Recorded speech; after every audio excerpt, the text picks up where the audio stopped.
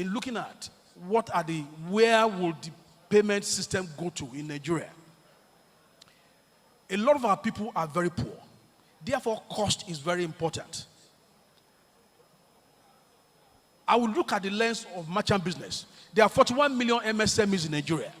Many of them need merchant collections. The traditional POSs that we deploy at $60, $70 cannot be the solution that will bring 41 million MSMEs into payments. Therefore, we need low-cost solutions, preferably without FX cost, that can scale rapidly, that many people can adopt. That points us to, we must commend what we've done with cards. Cards will always play a very key role, because card is a tangible thing for a lot of people to hold, that they have an account or they have a payment system. But complementary things like QR, like biometrics, that can scale at very low cost, at few cents, to many more people, both on the issuance side, on the acquiring side, is the future that we need to push. So, if our prof, we need to reframe the question. It's not about what is going to evolve. It's a question of what do we need to deliberately push to ensure that the payment system is more inclusive, given the reality of Nigeria. The third one, of course, is that security. Biometrics are very secure because the payer is present. Therefore, solutions around those directions, ensuring that we all cooperate together to solve the chicken and egg problem. The reason why QR is not working in Nigeria is because we are not cooperating. It's a chicken and egg problem. For people to use QR to pay, there has to be enough people who are willing to, on the merchant side, and vice versa. Between NIPS, between banks, between wallet holder, wallet players, all of us, we need to cooperate and do the heavy lifting of chicken and egg and deploy low-cost payment rail that can get to many more places, so that we can transform the payment system from the current formal 45% to truly ensuring that formal payments gets to as much as 90%. And the power of that, we had what we bank said. Thank you. Okay, thank you, Olu. Olu, the second biggest challenge that people have is reliability of transactions. And the whole idea is that, see, for some of you that have multiples of Nairas, if someone goes to an ATM and that's her last 5K, and the ATM does not dispense that 5K, that person is in a bit of trouble. Now, again, reliability comes with many factors. What should we be doing to enhance reliability? Because that also builds trust in the adoption of systems, so people would not keep cash in their homes in general. Thank you, Prof. The issue of dispute is a major headache for both customers and all of us in the industry.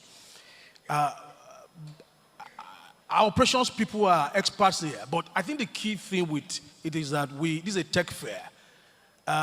We have to go back to using technology to fix the problem. As I was listening to Ola speaking about blockchain, and it was like a spark. Blockchain is distributed ledger. The issue with dispute is I send money from my point to the switch, from the switch to party C. And somewhere along the line, the money disappeared. We have to use technology more better. Unfortunately, some people are doing it, some people are not. The efficiency of the system, unfortunately, is the efficiency of the weakest player.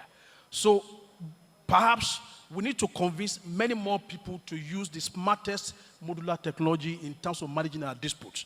If we do that, across all the players, from those who are sending, those who are receiving, and the switches in between, I think we'll be able to manage this much better so that we can take the pains of our customer away. APIs, blockchain, I think will have a lot of potentials in solving this problem. Thank you. Thank you, Olu. And I think it's Chekada. Olu? Thank you. I will just focus on, we've discussed most of the issues, but one more that we've not mentioned, which is credit as an incentive for people to use digital. And I will put some data. Between 2012 and 2022, formal access to payment increased from 22% to 45% by 2020, 2010 and 2020, over a decade, and doubled. But access to credit remained flat at 2% over 10 years. So essentially, payment is growing. Access to credit is flat. The payment system is too decoupled from access to credit. There has to be a way we can leverage payment to do more access to credit, because when the excluded know they can borrow genuinely, they will have reasons to use digital, along with the other issues of affordability and so on. And that's a very big issue. The payment system is too decoupled from access to credit. And if we continue that way, payment may reach 60% and will still remain flat in terms of inclusive credit at 2 or 3%. Thank you, Prof. Thank you very much. Carrie.